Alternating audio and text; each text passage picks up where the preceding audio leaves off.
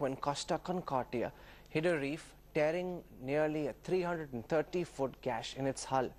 In one of the most dramatic maritime accidents in recent years, the Italian superliner struck rock just hours after setting off from a port near Rome. Survivors have been narrating horror scenes as seen in the Hollywood movie Titanic. They said that there was a mad scramble for safety as water gushed into the ship. Terrified passengers tried to get into lifeboats, and some of them even jumped into the cold sea water.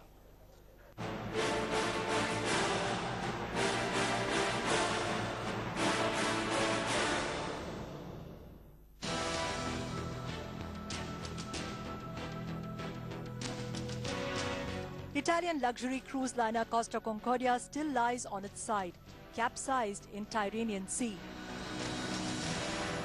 The Coast Guard are carrying out this operation to get the black box off this ship so they can ascertain exactly what went wrong and what caused this accident. And as the tide gradually gets higher here, it's going to become more dangerous for them to actually be able to carry out rescue operations.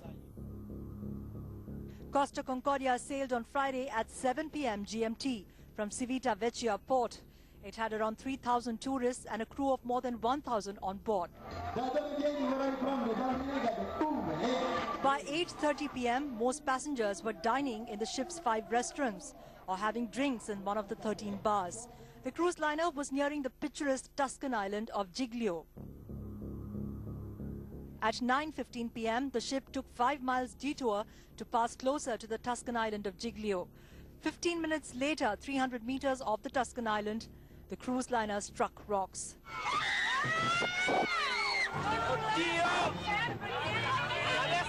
Electricity went off and passengers panicked.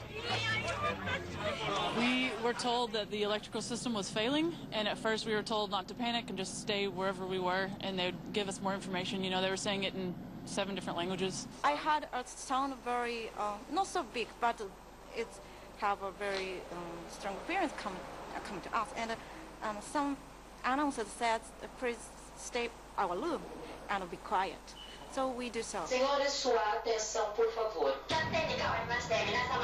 The situation was, however, serious. By 9:45, the first alarm was sounded, informing the crew of a problem. 5 minutes later, the ship began to list, and passengers rushed to their cabins for life jackets. We grabbed our life vests and went down to where everyone else was, and they were already loading the boats. And so we didn't realize how bad it was until that point, I think, that we were actually abandoning ship. We couldn't find any space for us in the boat. So we searched around in the in the fifth floor first, and then went down to the fourth floor. At that time, the ship was like this, so the surface of the sea was as high as the fourth floor. The captain tried to maneuver the vessel towards the shore, but soon lifeboats are deployed and chaotic evacuation begins. Many passengers jump into the chilly waters instead of boarding the lifeboats. By 10:10, Costa Concordia was abandoned. And by 10:30 p.m., it had run truly aground outside Giglio port. A mighty floating dream that turned a nightmare. Bureau Report, Headlines Today. The search is on for any lucky survivor on board the cruise ship.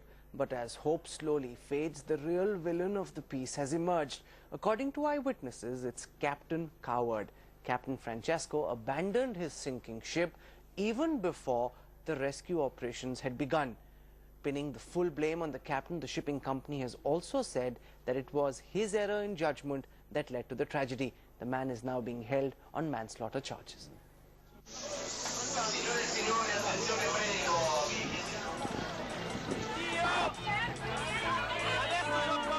Sheer panic and chaos gripped more than 3,000 passengers of the Italian luxury liner Costa Concordia. While this man, Captain Francesco Schettino, the man in charge of the cruise ship, was missing in action. The captain, who by the rule book should have been there to save lives, and go down with the boat if needed, instead was one of the first to abandon ship. So the company tonight clearly saying that the route followed by the ship was too close to the coast, and that is contradictory to what Captain Schettino was trying to excuse. What's more shocking is that the 52-year-old captain was seen spending hours in the ship's bar, spending much of the night drinking. And later, when tragedy struck, the captain was seen on land even before the rescue operations had begun. The shore is maybe 300 feet away. We can see the shore. It's midnight by now. It's very dark. And we were standing at the railing. And we decided that we were just going to watch it, and all of a sudden the lifeboat just blew up. It just went pop really loud. Nobody was on it though, and we saw the ship turning very fast. So I said, jump, jump, and so everybody started jumping off the boat and swimming. But despite all this, the man continues to defend himself, calling it a fault of nautical charts which didn't mention the rocks that hit the ship. I firmly believe that the rocks were not detected, as the ship was not heading forward, but sideways. I don't know if it was detected or not, but on the nautical chart it was marked just as water at some 100 to 150 metres from the rocks, and we were about 300 metres from the shore. Now in custody of the Italian police, Captain Francesco is facing charges of multiple manslaughter and abandoning ship in danger. We've heard in the last hour that the captain is going to be visited and questioned by a magistrate, probably on Wednesday, and he will be asked again to give his version of events as the criminal proceedings go on. From being the master of the largest ship ever built in Italy, he may well become the inmate of a small jail cell for a period of not less than 12 years. Bureau Report, Headlines Today.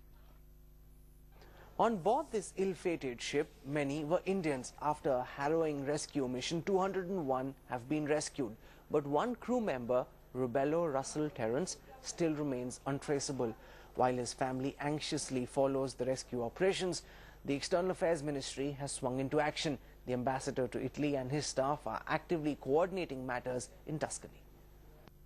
There are Indian crew members on board. All of them have been rescued, with only one person missing. 201 Indian crew members rescued from the ill-fated Italian cruise liner.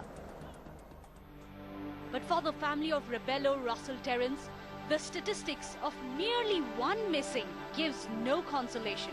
For them, grief is compounded by anger. Nobody would have bothered about anything. I had to disclose it to the embassy people who came last evening. Look, you have been given a list with 202 names, and my brother's name. My brother is not yet found. So right, then they began to react immediately and do whatever they could. Rubello Russell Terence worked as a waiter on Costa Concordia. His fate is still unknown. The External Affairs Ministry, meanwhile, has ordered immediate action and to ensure safe passage back home. Indian Ambassador to Italy, Debabrata Saha, has rushed to the accident site in Giglio. I have a team over there of two officers who have, in fact, already today set about to find out more information, if they can lay their hands on it, about the additional, the person who is so far missing. If your family was on the Costa Concordia, you can contact the following numbers for more information.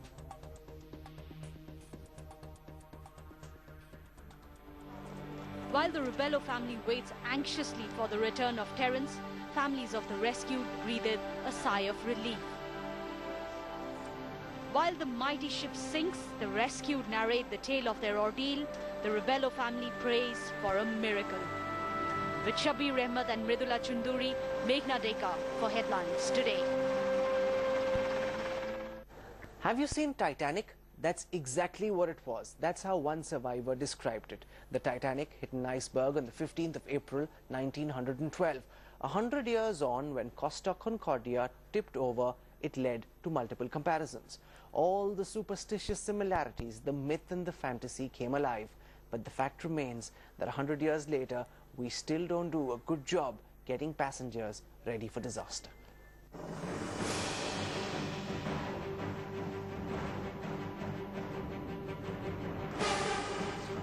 Two ships, one destiny. Separated by 100 years, two luxury liners meet the same fate. Both sink after sudden collisions. When the cruise liner Costa Concordia set sail on the 13th of January 2012, nobody could have believed that was going to be her last. That very soon, Costa Concordia would become Titanic 2012.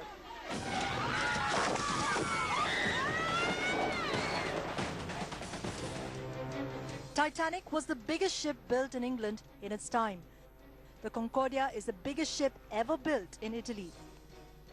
Like everyone who experienced the Titanic on reel, for those on board the Concordia, it was all too real. Concordia hit a rock just off the coast of Italy. Titanic hit an iceberg in the North Atlantic Ocean. Even inside, the decor, the splendor, the luxury, the extravagant bars, the multi-deck restaurants and the flamboyant suites, everything seemed a throwback to 100 years ago. The two doomed ships even shared a same top speed of 23 knots. Titanic and Costa Concordia, two ships that did not make it, two floating dreams that were never properly christened, as superstition holds they should be, and both the ships met their doom because of human failings. But where one makes an effort of linking the two disasters that took place in two different centuries, there are also very obvious contrasts. The Costa Concordia was 3 times the tonnage of the Titanic. There were 4,200 people on board the Italian liner. The Titanic had 2,200. The death toll is also vastly different. While the Concordia till now has 6 known casualties, over 1,500 people perished in the 1912 grim tragedy. But the most significant difference between the two tragic ships was the advanced technology that was available to the Costa Concordia, but both sank. A century ago, people thought the Titanic was unsinkable because it was so large and mighty. Today, people marvel that a ship like the Concordia could have run aground, sailing a routine course. Bureau Report, headlines today.